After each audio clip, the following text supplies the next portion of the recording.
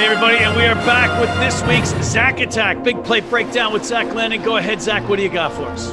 You got it, Matt. Another insane week across the MLR. But I want to talk about what I think my favorite game on the week was Houston versus San Diego. Just a real nail-biter of a game all the way to the end, with Houston eventually pulling it out. The score I want to talk about, Houston around the 30-minute mark of the first half.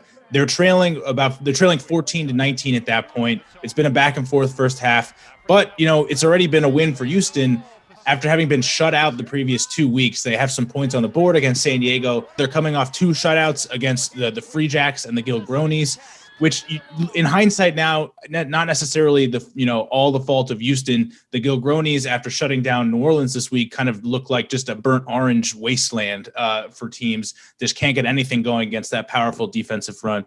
And then the Free Jacks are no slouch on defense either, but you could tell there was something wrong with Houston's attack. So coming off these 2 shutouts, Matt, some necessary personnel moves by the SaberCats I want to make note of here before we start. Midweek, they bring in scrum half Nick Boyer, USA Eagle, from the LA Giltinis via a trade. Now, Boyer's addition allows them to move stalwart Sam Windsor, who's been with the SaberCats from the beginning, from fly half to inside center from 10 to 12. And they'll start Robert Povey at fly half now, and that gives them a really solid big 3 in their line here, and it really freed them up offensively to make, they looked a lot freer in the movement against the Legion with that. Yeah, but Zach, us experts, specifically those of us that pick San Diego, would look at that move and say, wait, you're taking arguably the best fly half in the league and pushing them to 12. But it panned out. It proved to be a great move. Now let's get to the big play breakdown. All right, you got it, Matt. So after all this talk about Houston's backs, it's actually their forwards I want to focus on.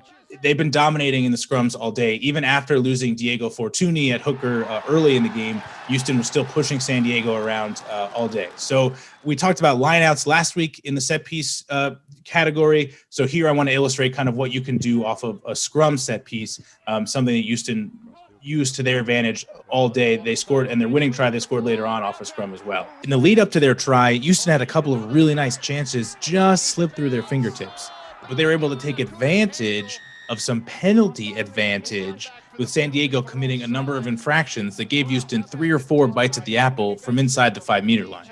Just to explain very briefly, for those who don't know, in rugby, if a referee calls a penalty, he doesn't necessarily have to stop play down. He'll give the team that was penalized against a time to kind of work through some phases and see if they gain any sort of significant advantage. And if they don't, he'll blow the whistle and bring the play back to where the penalty was called. Yeah, it's like a delayed penalty in ice hockey.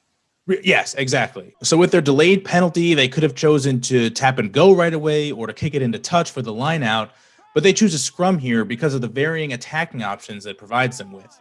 You'll see the first thing they try is the classic 8-man pickup. They're so close to the line, and they get such a good drive here that 8-man Diego Magno doesn't have that far to go once he scoops it up off the deck.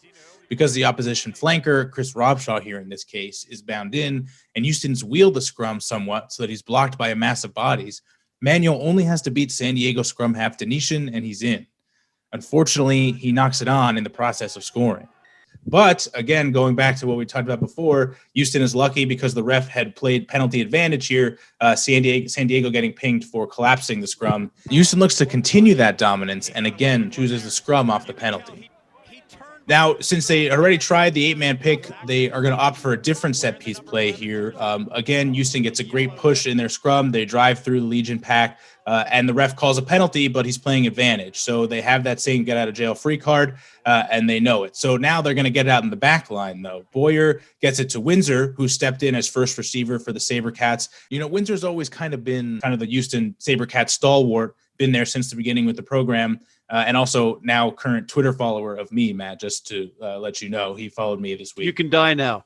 I've made it to the pinnacle of social media, but back to the play.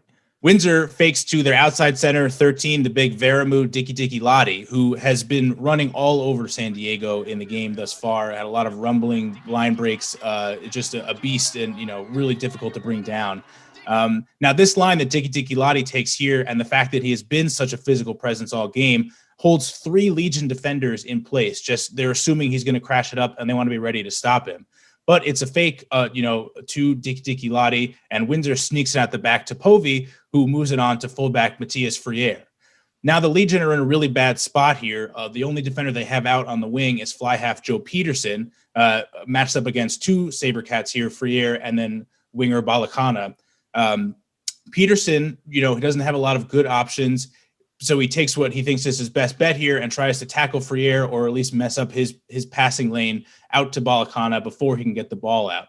Peterson doesn't stop the pass entirely, but he forces Freire to throw a bit of a lob, which gives the rest of the San Diego defense a little bit more time to sprint out to the wing to cover.